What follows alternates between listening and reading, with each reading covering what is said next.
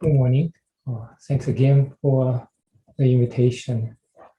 It's a great pleasure to speak here.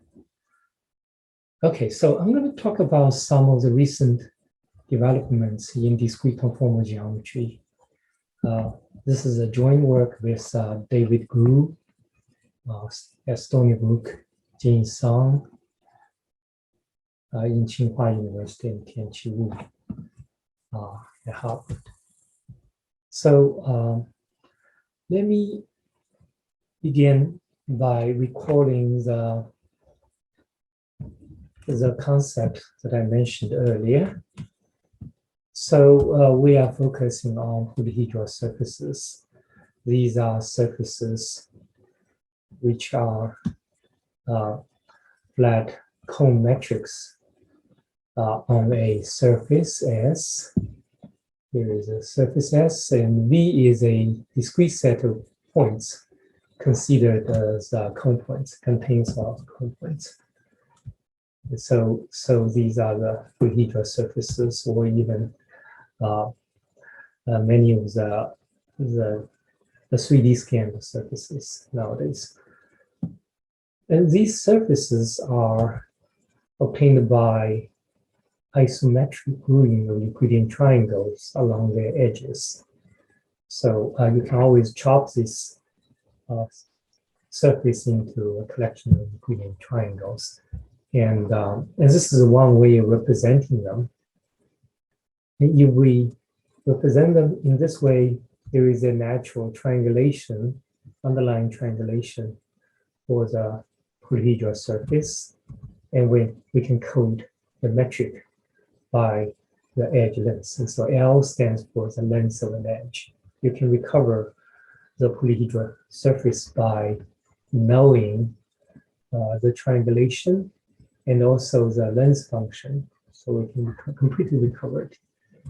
We also have the curvature, which are defined on the set of all vertices.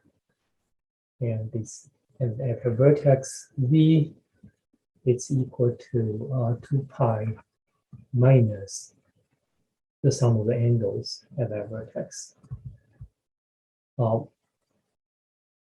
In this setting, we call the PL surface has a triangulated representative. This is called a triangulated PL metric.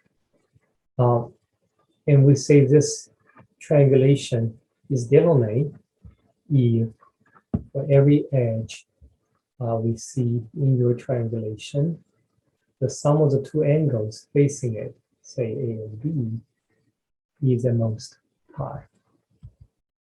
That condition can be translated into the geometric condition that if we look at the circumdisk of a triangle, then there are no other vertices in the interior.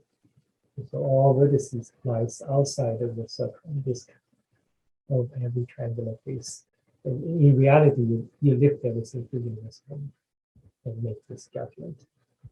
And another well-known fact is that if your surface is compact, it's a compact PL polyhedral surface, we can always find one Delaunay triangulation. The triangulation may not be unique. There may be several Delaunay triangulations, but it's always exists. And because of this circle condition, the circle condition, it really suggested that we should look for some kind of a hyperbolic geometric interpretation. So let me recall quickly the hyperbolic three-dimensional space. And this is the upper half space model where we take the complex plane and cross the positive real numbers. And that's the underlying hyperbolic three-dimensional space. We also talk about the Poincare open ball model sometimes. Then the geodesics are these red circles, semicircles, red semicircles or vertical lines, which are perpendicular to the complex plane. So these are the geodesics.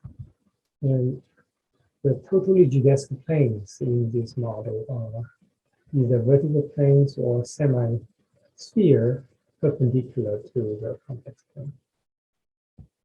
So these are the planes and circles and geodesics.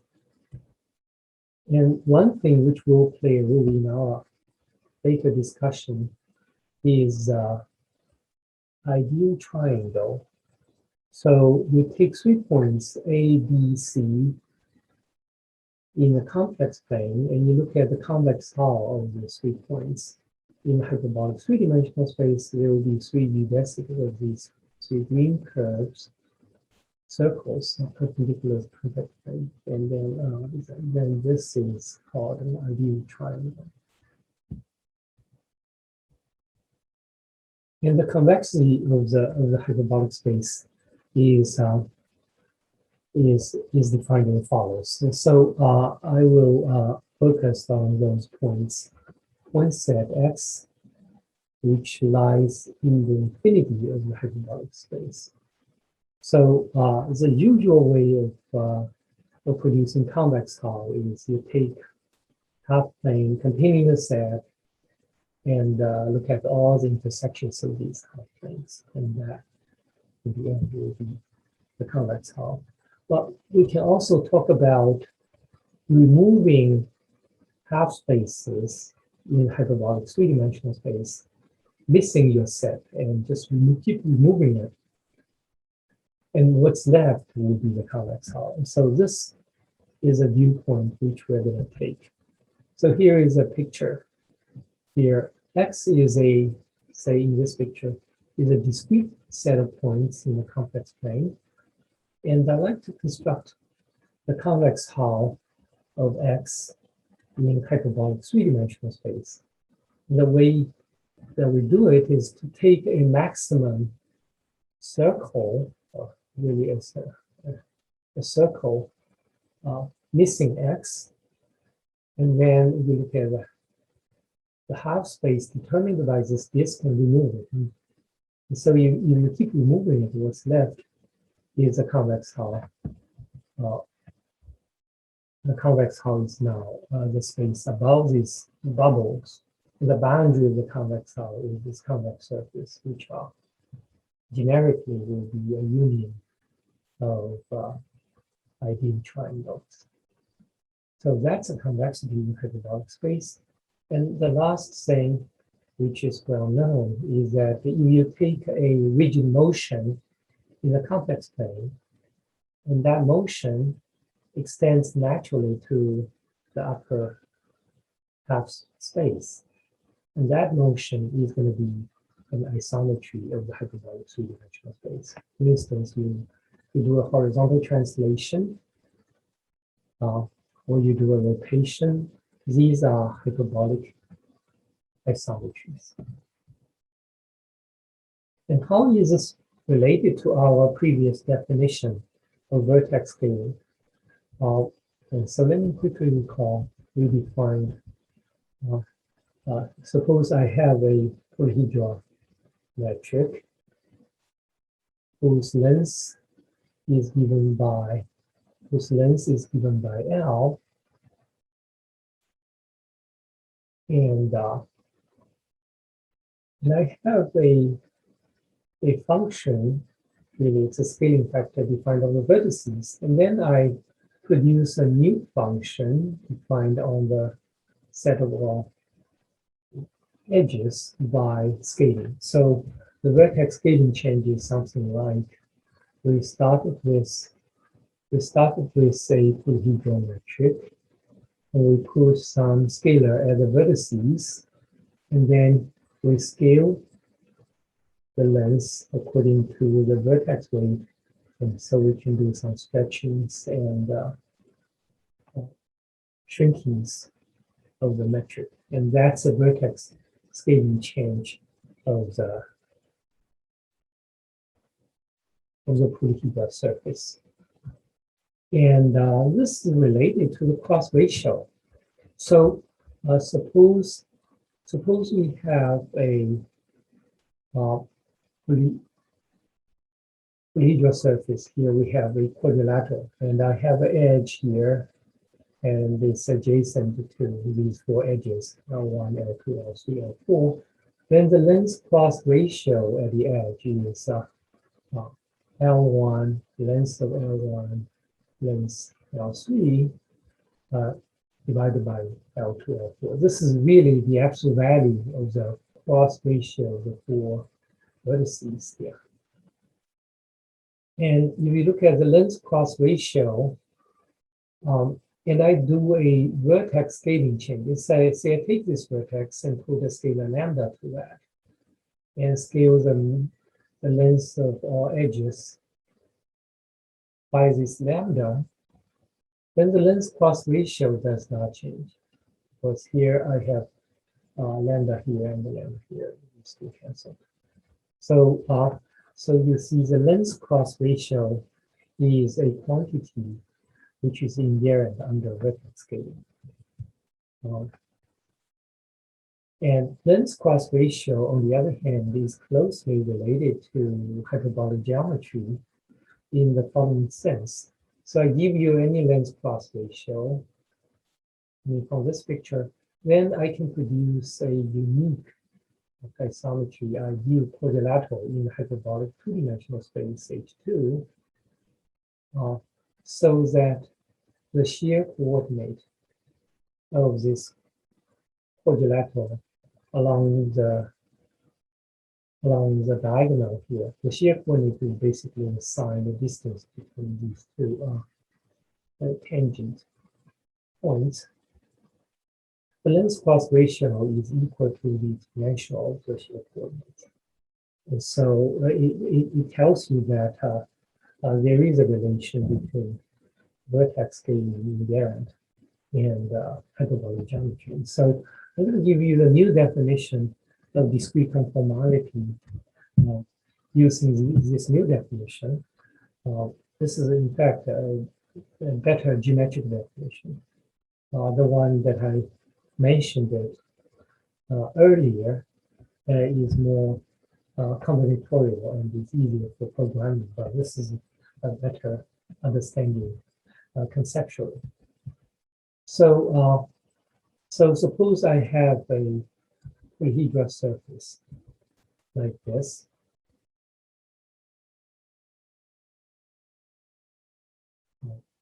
And first I produce a Bellamy triangulation. So there will be many triangulations, but I choose the Bellamy triangulation. That's a key operation.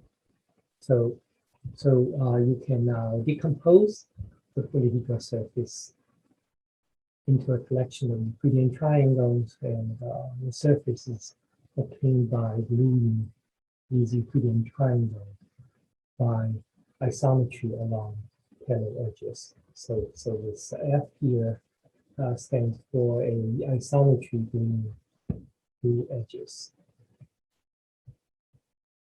Now, you take one Euclidean triangle T in your collection and produce a ideal hyperbolic triangle, which I'm going to call T star. So T and T star have the same set of vertices. And you do that for every triangle.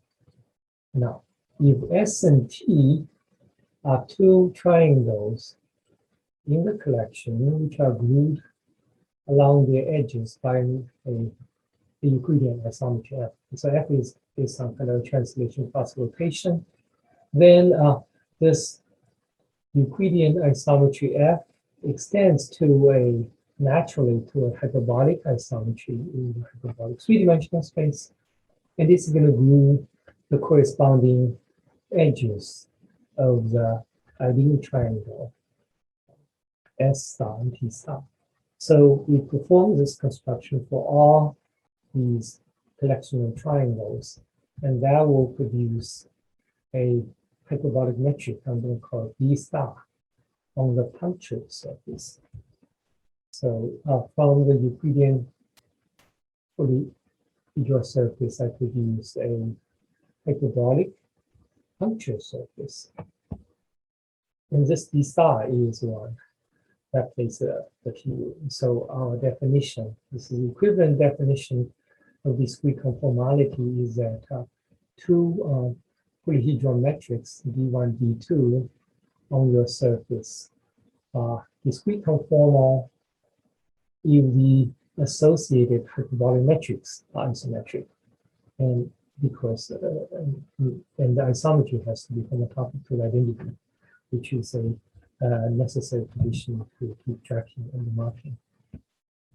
So this view of using hyperbolic geometry was first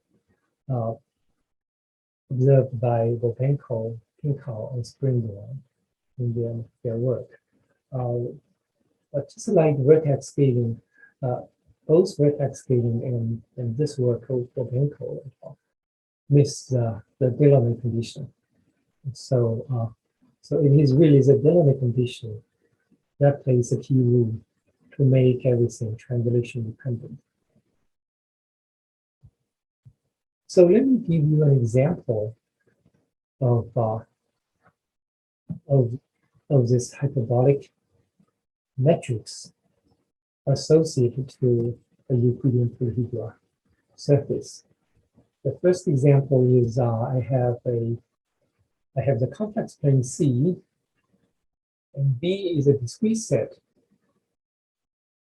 in a complex plane, and D is a standard Euclidean metric. So I think of the complex plane is add these vertices as an infinite polyhedral surface, and then I ask, what is the associated hyperbolic metric? Well, we produce a Delaunay triangulation of the complex plane with a vertex set V. And we know the Delaunay triangulation has this circumdisk property. Draw a circle. The circle of every triangle is in fact the maximum disk whose interior contains no other vertices. And so that's exactly the way to produce convex hull. So from each of these circumdisks, I remove the half space bounded to that, and I get the boundary of the convex hull of the discrete set V in the hyperbolic three-dimensional space, and this associated hyperbolic metric is nothing but the boundary in the convex hull of the set V by the previous construction, because every triangle T now is associated to the ideal triangle right above it.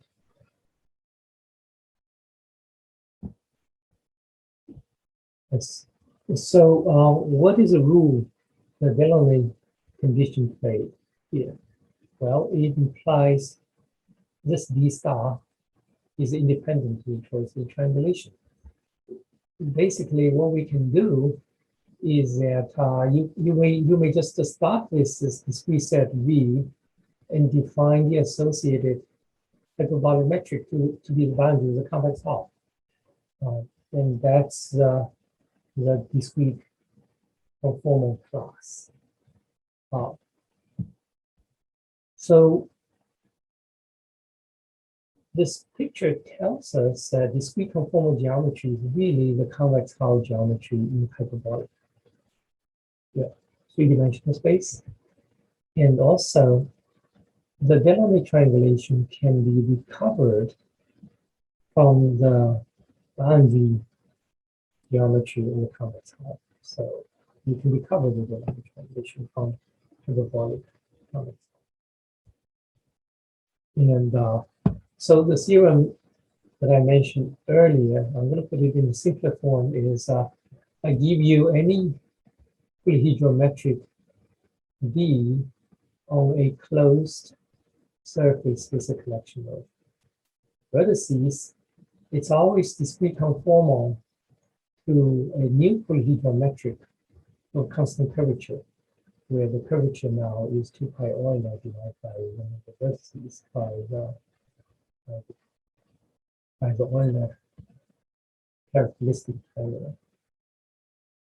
by the discrete Gauss-Bonnet. So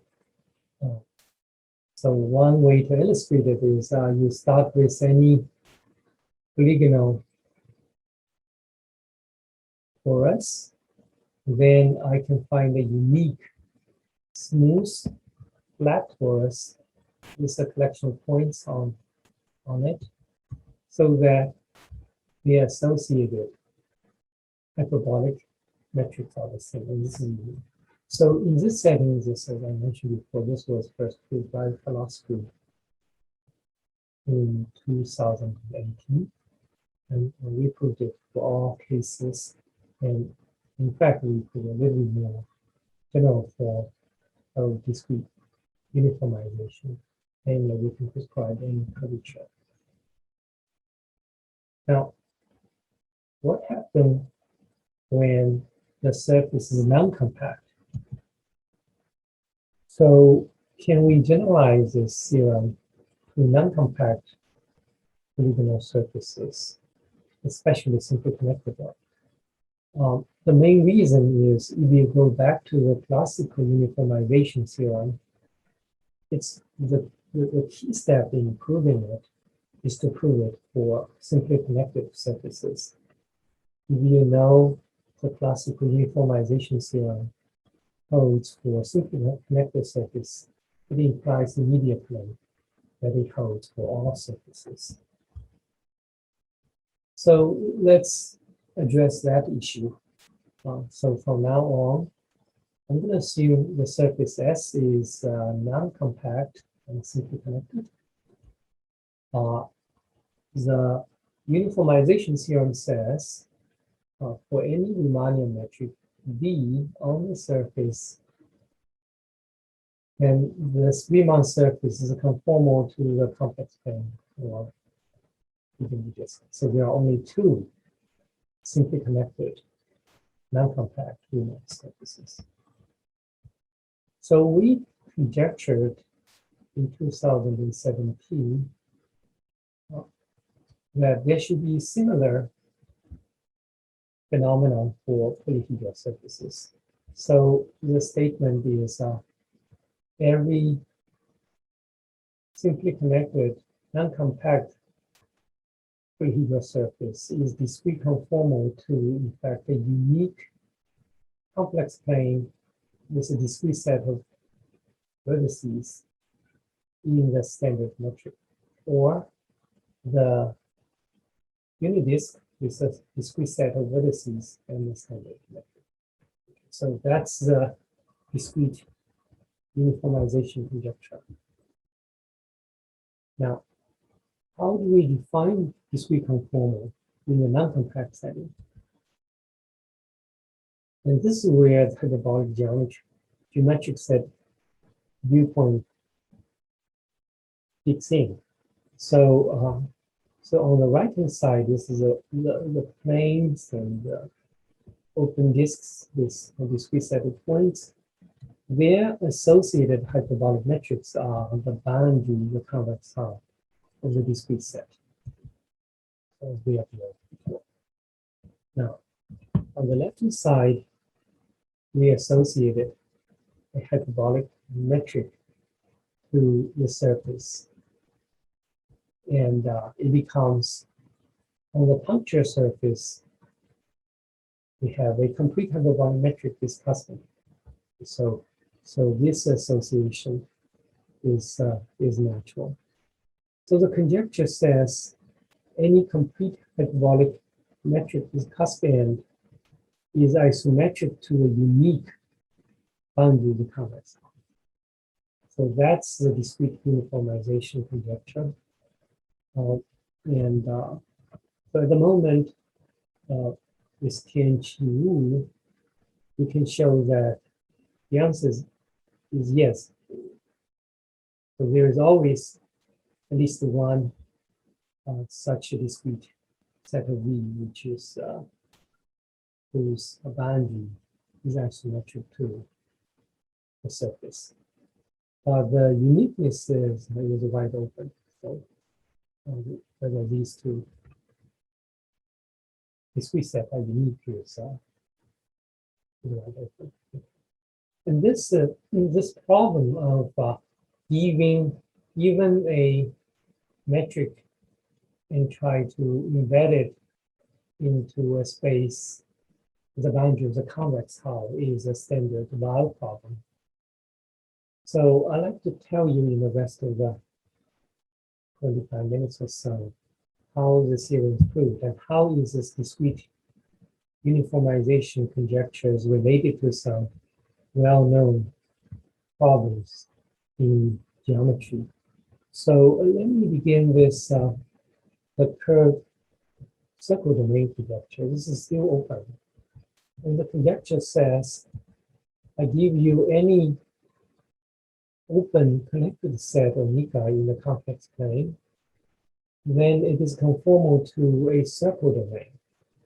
So what is a circle domain?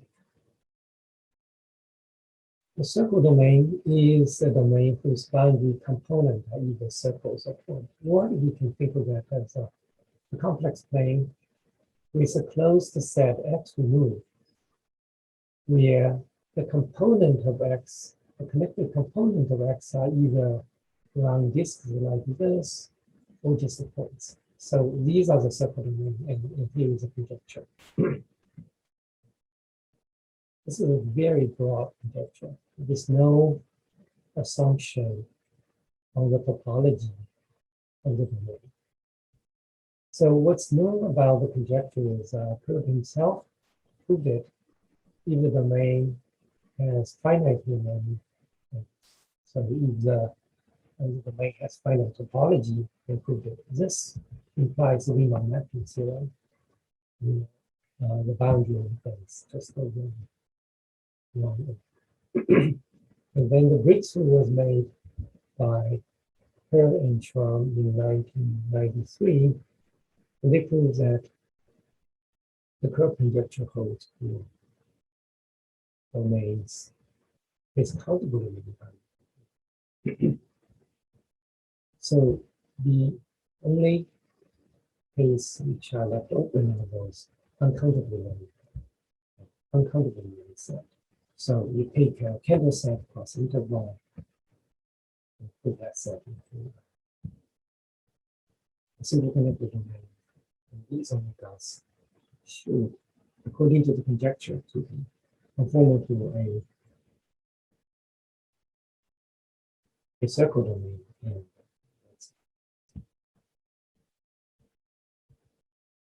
And I like also recall the Weyl problem.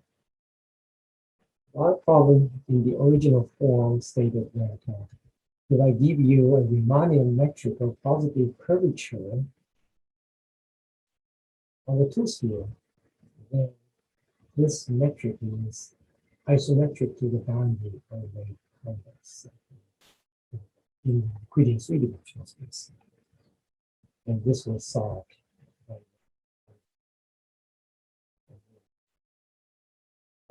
But we are interested in the Weyl problem in hyperbolic three-dimensional space. So that's the convex hull construction that we noticed in the previous slides on discrete conformal. So what do we know? Well, the convex hull of any set in hyperbolic three-dimensional space, which I'm going to do each CY, the surface is always planar. It has no integers. The convex surface has no integers, so it is 0. And the induced metric has curvature at least -1. -1 is curvature of angle. Because the convexity is the curvature is at least the size of the angle. Space curvature. So that's quite obvious. And another thing was noticed by system is that if I take the closed set Y to be in the infinity of the hyperbolic three-dimensional space, then the boundary of the convex hull is always hyperbolic. It's constant for each -1. So, so the natural question, so the inverse of Y problem is, I give you a hyperbolic metric on a surface of genus 0. Is it isometric to the boundary of the convex hull? And the answer turns out is yes. That was proved by Alexandra. But just like in curve conjecture, we want to control this, the shape of this curve sector. And that's where the relation between this Y problem and discrete conformal geometry comes in. So we proposed in 2017, we call this geometric curve conjecture. It's really a Y problem. The conjecture says that for every genus 0 hyperbolic surface, it is isometric to the boundary of the convex hull with a set X. The X is a circle type set. So it's the complement of X is exactly a circle. So here is a picture. This conjecture says that all genus 0 hyperbolic surface can be seen in the, say, the Poincare model of the hyperbolic space. You take a closed set X in a sphere of infinity, whose connected components are either round disks or points, and you look at the boundary of the convex hull. And it's X, and that is all hyperbolic surfaces. So let me quickly recall what is known about this conjecture, this geometric curve conjecture or Y problem. First of all, as we see, GKC is a generalized version of discrete uniformization. And Igor Riemann proved it in 1993 that GKC holds for punctured spheres. And so it has a finite topology and finite level densities. And Jean-Marc Schenker proved that the GKC holds for, again, finite topology of the surface, but this time every end is a finite. In this case, it's again isometric to one of these shapes. And philosophy proved some genus 0 cover on finite surfaces. So what we proved recently with Feng Luo is that KC, the curve conjecture, and geometric curve conjectures are proven. But we also know by the work of Kerr and Schramm that the curve conjecture is true for surfaces is countable in many topological ends. So as a corollary, we see GKC holds for surfaces with countable in ends. And in particular, every simply connected uncompact political surface is discrete conformal. So that's the existence part of the discrete conformality for simply connected surfaces. But the proof is kind of a detour. We go to our problem, curve conjecture, and show these two are the same in the work. Yeah.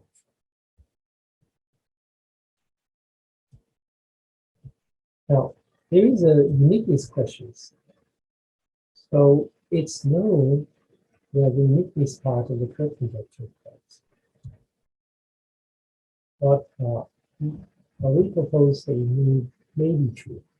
So if X and Y are circle type sets, such that the boundary of convex laws are isometric, then we conjecture that the convex sets isometric. In other words, x and y are the liquid values.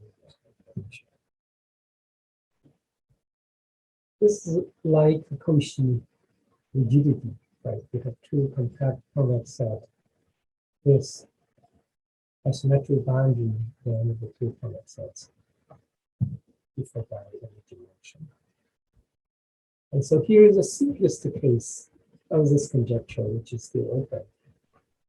I think it's a good problem to work on it to get actually things like that. So assume that we have two triangulations, T and T prime of the complex plane, and both are Delaunay, and both are hexagonal, namely every vertex has degree 6. And so there is a isomorphism from one triangulation to another triangulation. And now suppose these two triangulations are discrete conformal, which one can translate it into the length cross ratio. And so you take an edge in your triangulation, and suppose E prime is a corresponding edge in the other triangulation, and suppose the length cross ratio of E and E prime are the same for every edge, and then the rigidity conjecture say these two triangulations complex object. So you can just scale it, and interesting.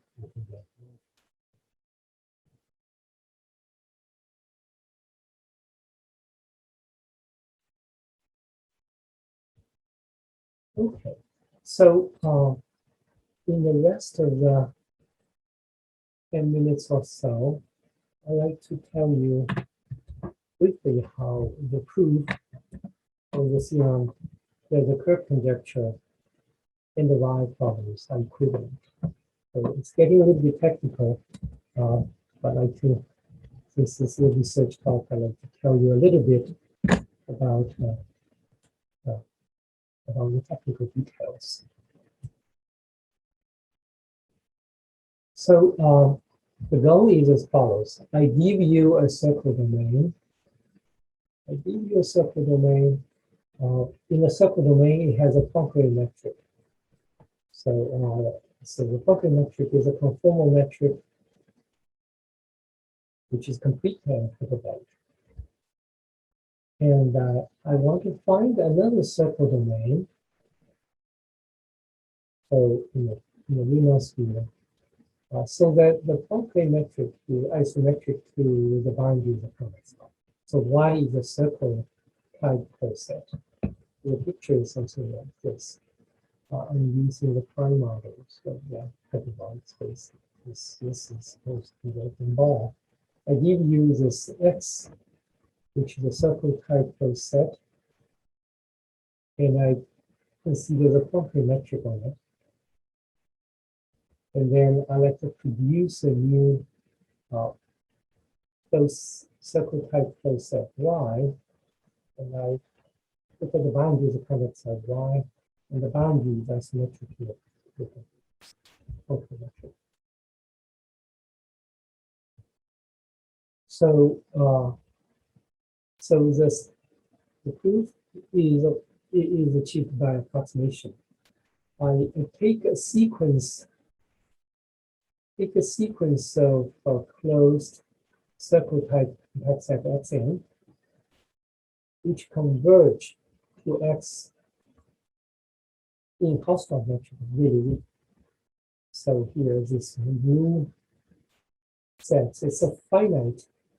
Xn is a finite collection of disjoint disks. And as n goes to infinity, this is going to converge in Hausdorff metric to X. then by Jean-Marc Schlenker's theorem, for each of these x, we can find a circle type closed set Yn,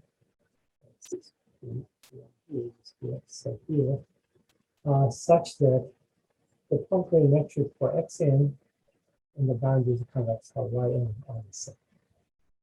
And I normalize Yn a little bit so that, for instance, the boundary of the convex hull Yn contains the origin, and I can also extend a little bit using character delay that Yn sent to the closure of the.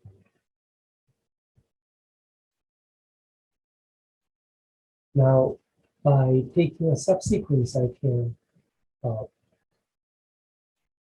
assume that Yn converges in Hausdorff metric in the Euclidean three-dimensional space to a closed set.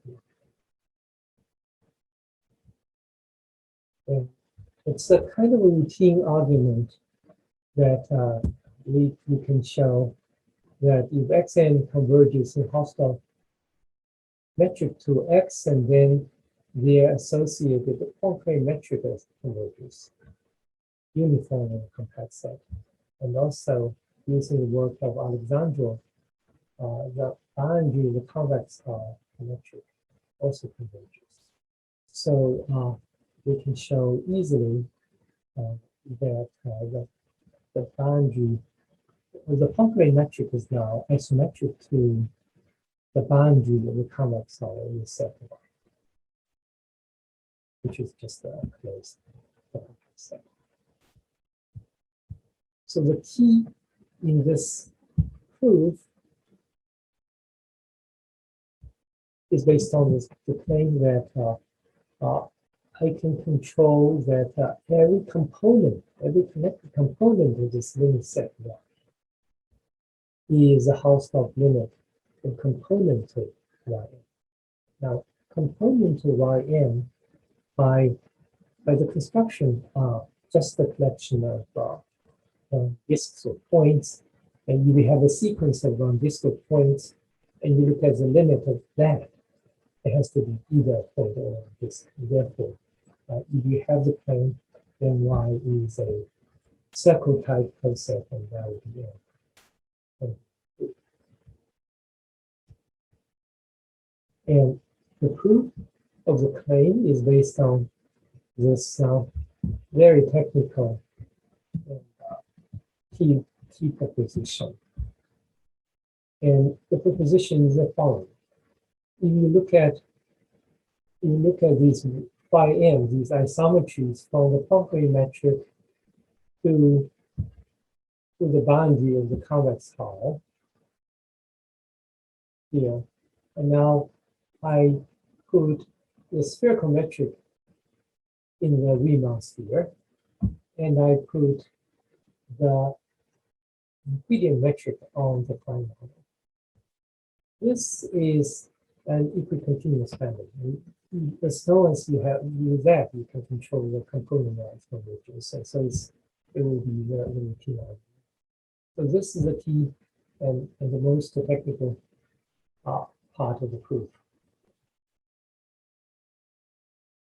So this phi n here, picture this phi n here is going to be equicontinuous now from the spherical metric on the complex plane and the Euclidean metric on the final.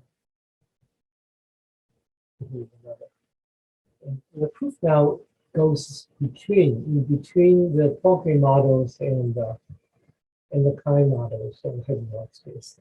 So there are three basic lemmas involved. We look at this rational function, f of x is 2x divided by 1 plus so on the x squared. And this is a Poincare model on the right, and the Klein model on the left. This F map is well known to be an isometry from the Poincare model to the Klein. which is also the identity in the boundary. It's kind of remarkable enough. And the first observation is that this map is a Lipschitz map with respect to the Euclidean. That's a straightforward calculation.